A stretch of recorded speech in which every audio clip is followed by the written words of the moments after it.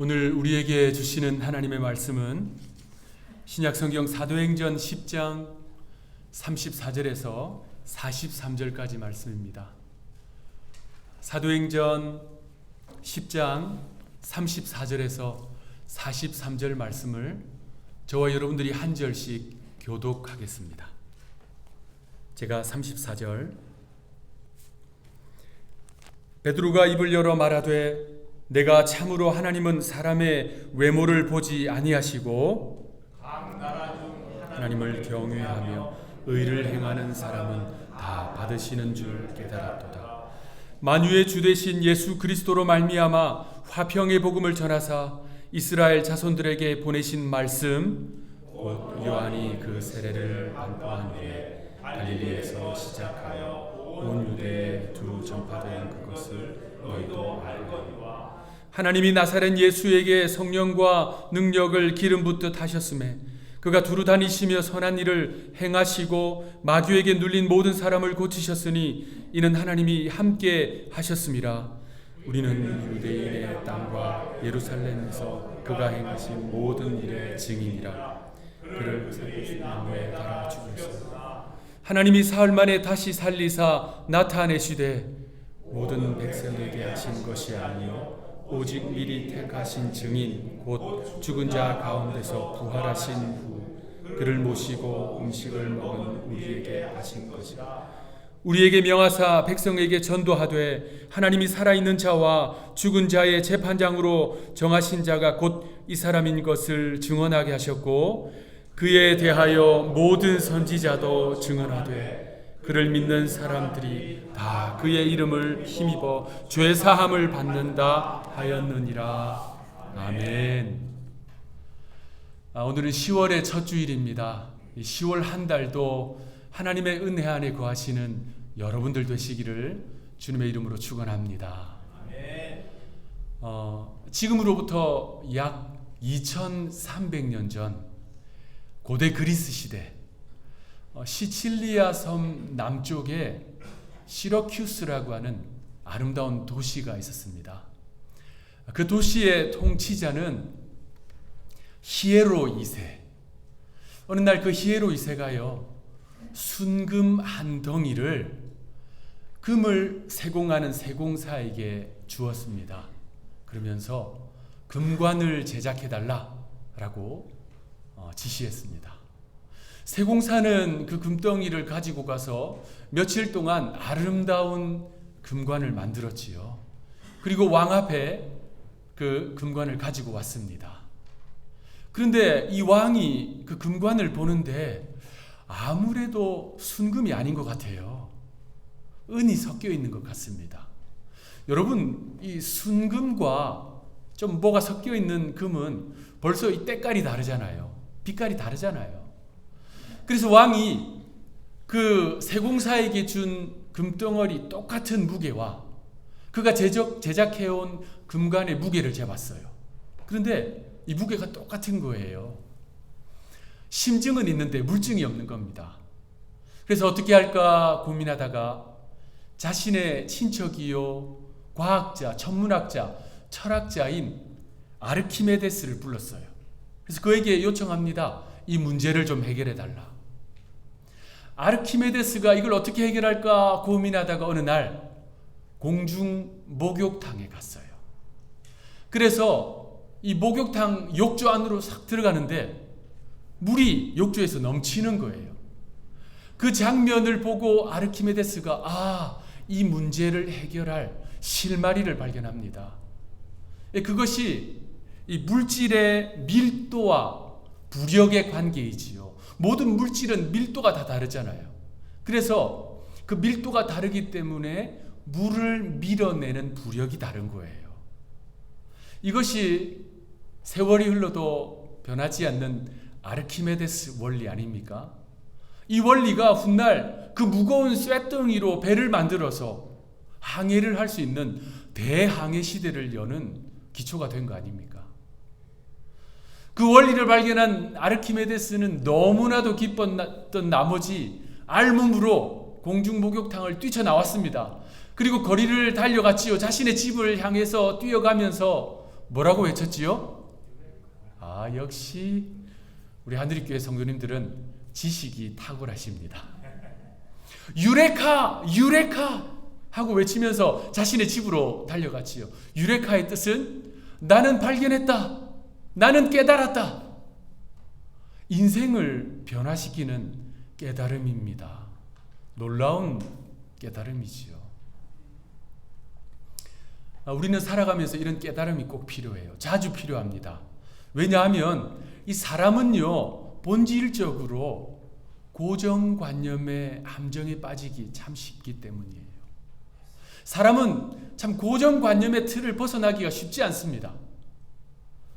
어느 초등학교 1학년 교실에서 있었던 일이라고 합니다.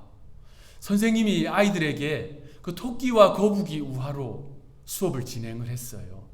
우리 잘 알고 있는 이야기 아닙니까? 아마 세계에서 가장 오래된 우화 중에 하나일 거예요. 느릿느릿한 거북이를 늘 무시하던 토끼가 달리기 경주를 제안하지요. 그래서 경주를 시작했습니다. 토끼는 예상대로 쌩 하고 출발했어요. 그리고 뒤를 돌아보니까 거북이가 엉금엉금 기어옵니다. 너무 멀리 있어요. 저 뒤에 있습니다. 그래서 토끼가 나무 그늘에서 좀 쉬어야 되겠다 하고 쉬다가 깜빡 잠이 들었지요. 그런데 거북이는 쉬지 않고 열심히 달려가서 결승점에 먼저 도달했다라는 아름다운 이야기 아닙니까? 선생님이 아이들에게 이야기를 해주고 그리고 교훈으로 자신의 재능만 믿지 말고 늘 성실해야 한다라고 아이들에게 교훈해 줬습니다. 아무 문제 없고 별탈 없는 수업의 내용인데 선생님의 수업이 끝나자 한 아이가 번쩍 손을 들었습니다. 선생님, 질문이 있습니다. 그래서 그래, 질문이 뭐지? 아이가 이야기해요. 선생님, 저는 거북이가 너무 억울하다고 생각해요. 선생님이 의아하다는 표정으로 아이를 바라보면서 거북이가 결국 이겼잖니? 뭐가 억울하다는 거지? 아이가 아주 멋진 이야기를 합니다.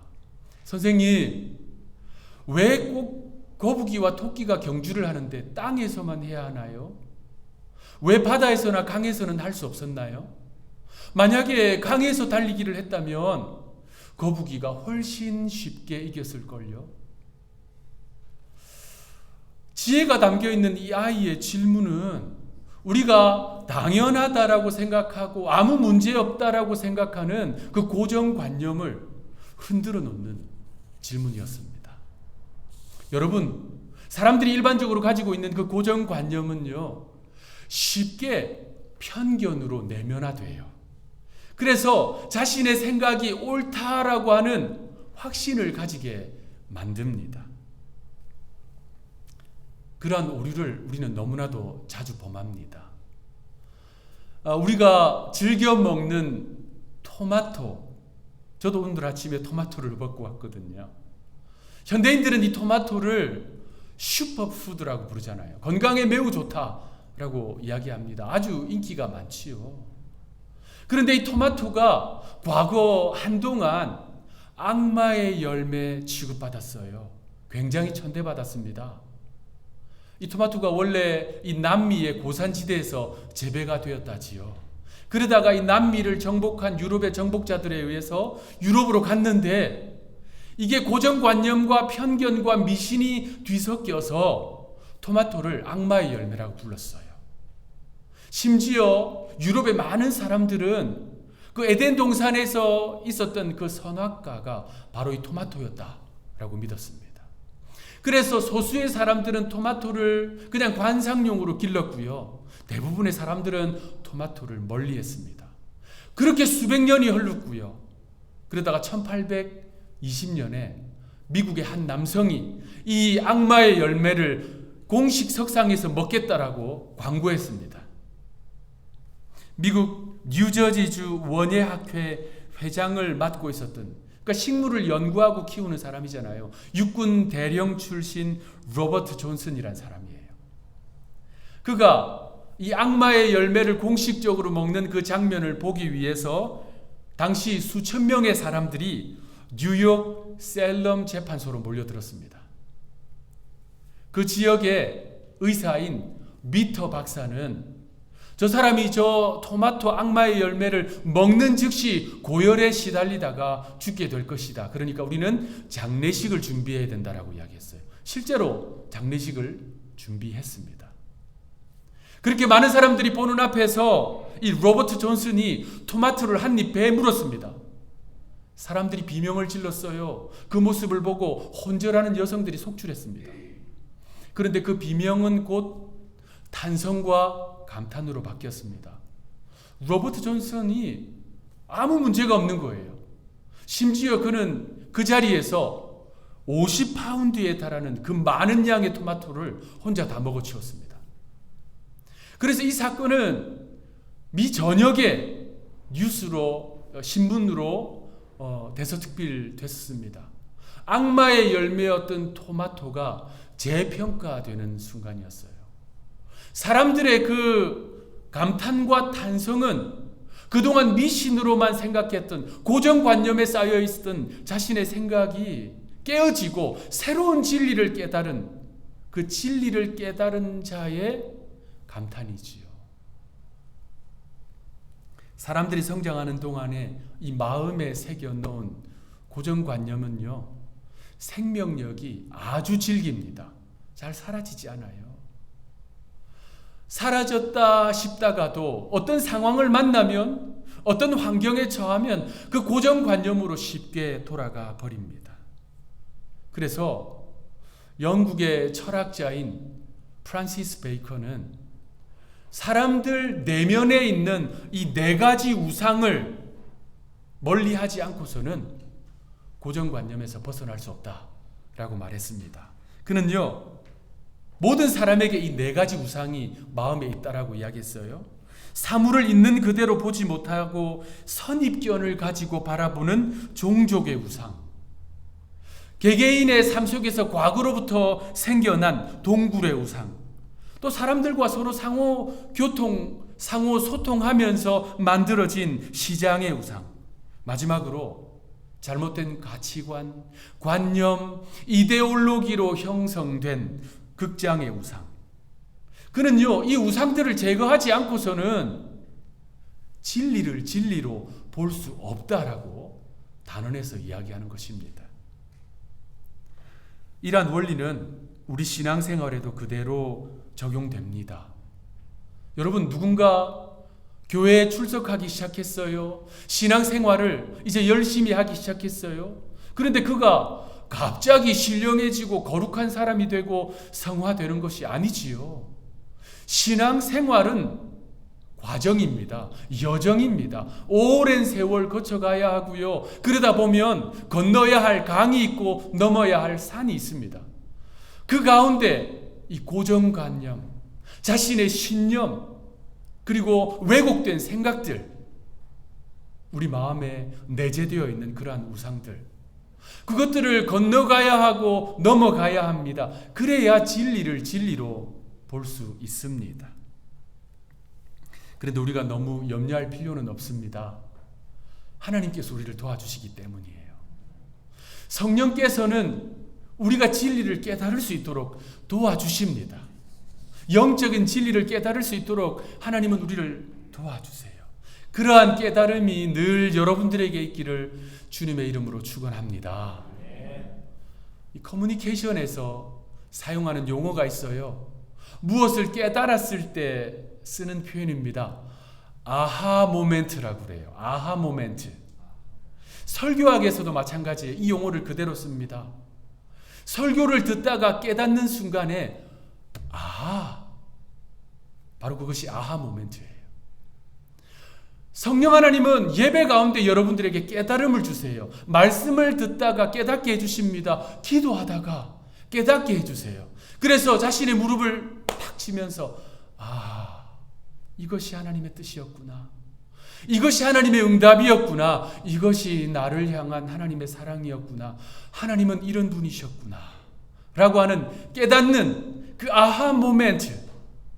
여러분에게 이 예배 가운데 그러한 아하 포인트, 아하 모멘트가 있기를 축복합니다. 그래서 영적으로요, 앞서 말씀드린 그 아르키메데스처럼 유레카, 유레카, 나는 깨달았다. 나는 깨달았다. 구원의 진리를 깨달았다. 라고 하는 외침이 여러분 모두에게 있기를 축복합니다. 물론 그렇다고 해서 그 깨달음 때문에 아르키메데스처럼 이 예배 자리에서 벌떡 일어나서 뛰쳐나가면 아주 곤란합니다. 오늘 본문에는요, 그 아하 모멘트가 있었던 한 인물이 있습니다. 그는요, 수십 년이 아니라 수천 년 동안 굳어진 그 고정관념의 벽을 허물고 진리를 발견하게 된 인물이에요. 바로 베드로입니다. 베드로는 이탈리아 부대 백부장 고넬료의 집으로 찾아갔습니다. 고넬료의 집 가까이 갔는데 그 고넬료가 자신의 집 밖으로 뛰쳐나와 다가오는 베드로 앞에 납작 엎드려 절합니다. 군대의 장교인 그가 마치 자신의 황제, 로마 황제에게 보여줄 법한 아주 극도의 존경의 모습으로 베드로 앞에 엎드린 거예요. 자신에게 찾아와 말씀을 전해주기 위해 온 그 베드로에게 진실된 존경을 보여주는 것이지요. 베드로는 그의 손을 잡아 일으킵니다. 그리고 그와 함께 고넬료의 집으로 들어갔어요. 그 집으로 들어가 보니까 고넬료의 가족은 물론 일가 친척들, 그리고 고넬료의 신실한 친구들이 그 집안에 가득 모여 있는 거예요. 그 장면을 보고 베드로는 크게 감동합니다. 사도행전 10장 34절 35절 말씀, 우리 한 목소리로 읽어보겠습니다. 시작. 베드로가 입을 열어 말하되 내가 참으로 하나님은 사람의 외모를 보지 아니하시고 각 나라 중 하나님을 경외하며 의를 행하는 사람은 다 받으시는 줄 깨달았도다. 베드로의 말이 이거예요. 나는 깨달았다. 바로 베드로의 아하 모멘트입니다. 우리가 만약에 이 현장에 있었다면 베드로가 자신의 무릎을 치면서 내가 깨달았다. 하나님의 마음을 깨달았다. 이방인들을 향한 하나님의 뜻을 깨달았다. 라고 하는 모습을 볼 수 있을 거예요. 이 시대에 베드로를 비롯한 모든 유대인들은요, 이렇게 말씀드릴 수 있어요. 모든 유대인들, 그들은 이방인들을 어떻게 생각했냐면요, 저 지옥에 갈 것들, 심지어 그 하나님의 그 지옥불을 뜨겁게 하기 위해서 사용될 만한 땔감들이라고 생각했어요. 당시 유대인들은 이방인들을 그렇게 생각했습니다. 그래서 이방인들을 멀리했어요. 그런데 베드로가 고넬료의 집에 가보니까 그들이요, 하나님의 말씀을 기다리고 있는 구원받을 백성들인 거예요. 그 모습을 보고 베드로가 감탄한 것입니다. 나와 다른 것이 틀린 것이라고 생각했는데 틀린 것이 아니라 그저 다르다는 사실을, 그리고 다름도 아름다울 수 있다는 사실을 베드로가 절실히 깨달았던 거예요. 그래서 베드로는 그 가정에 예수 복음을 전했습니다. 그런데 놀랍게도 성령께서 그 이방인의 가정에 충만하게 임하셨어요. 베드로는 그들에게 세례를 베풀어 주었습니다. 여러분, 베드로가 가지고 있었던 이방인들에 대한 그 고정관념, 왜곡된 신념, 이것은 베드로가 어제 오늘 가지고 있었던 것이 아닙니다. 앞서 말씀드린 대로 수천 년 동안 쌓이고 쌓여서 굳어진 고정관념이었어요. 베드로의 오래전 조상, 구약의 이 야곱의 12아들의 후손들이 이집트 애굽에 있다가 출애굽하잖아요. 그때 하나님께서 그들에게 주신 명령이 있습니다. 자, 너희들이 나중에 요단강을 건너서 가나안 땅으로 들어가게 되면 가나안의 원주민들을 멀리하라 라고 명령하셨어요. 그 이유가 있지요. 이스라엘 백성들은 40년 동안 광야에서 노마드, 유목민으로 생활하게 돼요. 그리고 가나안 땅으로 딱 들어가게 되면 그곳에서 농경 생활하고 있는 정착민들이 있는 것입니다. 그런데 문제는 그들 각자에게 종교가 있었어요. 특히 이 강력한 바알 우상을 섬기고 있었기 때문입니다. 그래서 그들을 멀리하라, 그 종교를 받아들이지 말고 여호와의 신앙을 지키라는 경고의 말씀이었지요. 그런데 훗날 이 이스라엘 백성들은 그 명령을 확대 해석했어요. 그래서 모든 이방인들을 심지어 혐오했습니다. 멀리했어요. 천대했어요. 그들과 교제하지 않았습니다. 함께 식사하지 않았습니다. 율법으로 매우 부정한 것으로 여겼습니다. 여러분, 그 고정관념이 얼마나 강했냐면요, 초대 예루살렘 교회는 강력한 성령의 임재로 시작된 교회 아닙니까? 그런데 그 초대 예루살렘 교회도 여전히 이방인들을 전시했어요. 멀리했어요. 그들 이방인들과의 심리적, 물리적 거리를 아주 첨예하게 유지하고 있었습니다. 그런데 주님의 말씀, 주님께서 승천하시기 전에 말씀하신 내용이 있지요.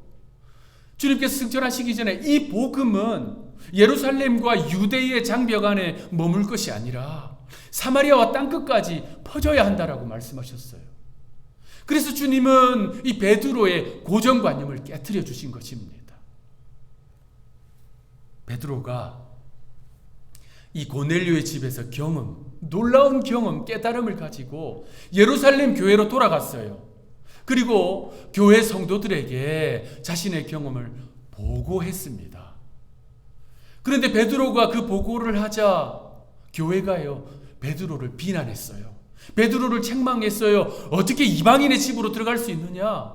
어떻게 이방인들과 함께 식탁에 앉아 밥을 먹을 수가 있는가? 그러니까 그때까지도 그들은 강력한 고정관념 가운데 쌓여 있었던 것입니다. 사도행전 11장 2절 3절 함께 읽어보겠습니다. 시작.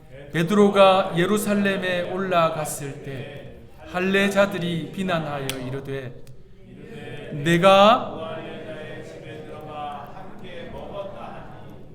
그러니까 당시 예루살렘 교회는 유대교에서 기독교로 회심한 사람들이 많았거든요. 거의 대부분이 그랬습니다. 그래서 베드로를 강력하게 비난하고 있는 것입니다. 그렇지만 베드로는 차분히 성령께서 주신 깨달음이 무엇인지를 교회에 설명해 줍니다. 베드로의 설명이 끝나자 예루살렘 교회가 다음과 같이 고백합니다. 사도행전 11장 18절. 그들이 이 말을 듣고 잠잠하여 하나님께 영광을 돌려 이르되 그러면 하나님께서 이방인에게도 생명 얻는 회개를 주셨도다 하니라. 굉장히 큰 깨달음이 예루살렘 온 교회에 임한 거예요. 그들에게도 하는 이 아하 모멘트가 생긴 것입니다. 많은 사람들은 자신의 생각이 옳다라고 확신합니다. 그런데 안타까운 것은 앞서 말씀드린 그 프란시스 베이컨의 이야기처럼 대부분의 경우 자신의 마음 안에 자리 잡고 있는 그 네 가지 우상들로 말미암아 형성된 이 고정관념, 편견의 결과물일 경우가 많다는 거예요. 안타까운 것은요, 교회도 여기서 예외가 아니라는 것입니다. 성령이 충만했던 초대 예루살렘 교회가 그러했다면 뭐 더 긴 설명이 필요하겠습니까? 나와 다른 사람은 틀린 사람이라고 하는 이 굳은 의식으로 교회사 2000년 역사 속에서 얼마나 많은 공동체가, 교회가 분쟁의 분열의 소용돌이 가운데 휘말렸는지 모릅니다. 그러한 고정관념, 그러한 편견은요, 교회를 깨트린 원죄입니다. 여러분, 절대적인 진리가 있습니다. 흔들릴 수 없는 절대적인 진리가 있지요. 우리 그리스도인들은 성경을 절대적인 진리라고 믿습니다. 그런데 여러분, 그 절대적인 진리를 보는 자신의 관점, 그 절대적인 진리를 해석하는 자신의 해석의 틀이 진리라고 생각하는 오류를 범해서는 안 됩니다. 베드로가요, 초대 예루살렘 교회가 바로 그러한 오류 가운데 있었던 것입니다. 하나님께서는 베드로에게서처럼 또 초대 예루살렘 교회처럼 우리에게도 깨달음의 은혜를 주십니다. 진리를 깨닫게 해주신다는 거예요. 그 복음의 진리, 생명의 진리, 영적 진리를 깨닫기 위해서 우리가 해야 할 일은 한 가지예요. 바로 이 마음을, 이 영혼을 부드럽게 하는 것입니다. 말랑말랑하게 하는 거예요. 하나님께서 진리를 부어주실 때에 이 받을 수 있는 그릇을 준비하는 것입니다. 이것이 얼마나 중요했냐면요, 하나님께서 구약의 여러 선지자들을 통해서 지속적으로 반복적으로 이 명령을 하셨습니다. 예레미야 선지자는 너희 마음의 묵은 땅을 기경하라라고 명령했어요. 호세아 선지자도 마음의 굳은 땅을 기경하라. 에스겔 선지자는 굳은 마음, 돌 같은 마음을 제거하고 부드러운 마음을 가지라고 선포했습니다. 우리 예수님은요, 돌짝밭 같은 마음, 가시떨기 같은 마음을 제거하고 늘 기경해서 열매 맺을 수 있는 착하고 좋은 마음밭을 가지라고 말씀하셨잖아요. 그래야 진리를 깨달을 수 있거든요. 그래야 구원의 진리를 발견할 수 있기 때문입니다. 사랑하는 성도 여러분, 우리 부드럽고 유순한 마음을 가집시다. 하나님께서는 말씀으로 성도들을 깨우치세요. 세속적인 생각과 고정관념, 편견으로 세워진 바벨탑을, 이 내면의 바벨탑을 하나님은 허무르십니다. 그리고 진리로 새로운 집을 세우세요. 그것도 자주. 우리의 심령이 부드럽고 유순하고 말랑말랑할 때 나와 다른 사람, 나와 다른 생각, 그러나 진리를 갈망하는 그들 충분히 용납할 수 있는 그러한 심령이 될 줄로 믿습니다. 선지자들의 선포와 같이 우리의 굳어진 마음을 늘 기경하여서 구원의 진리를 이 심령에 담는 저와 여러분들이 되시기를 구주 예수님의 이름으로 축원합니다. 기도하겠습니다. 하나님, 마음의 묵은 땅, 마음의 굳은 땅, 굳은 마음, 돌 같은 마음을 늘 기경하여서 부드러운 마음, 유순한 심령, 말랑말랑한 영혼이 될 수 있도록 주님 도와 주옵소서. 베드로가 그 굳은 마음을, 고정관념을 깨뜨렸을 때에 진리를 발견하고, 초대 예루살렘 교회가 구원의 진리를 발견하고 세계 선교를 향해 달려갔습니다. 주님, 우리의 심령을 스스로 늘 성찰하게 도와주옵소서. 돌아보게 도와주옵소서. 그래서 깨달음의 은혜가 우리 모두에게 있게 하여 주옵소서. 감사하옵고 우리의 구주가 되시는 예수님의 이름으로 기도하옵나이다. 아멘.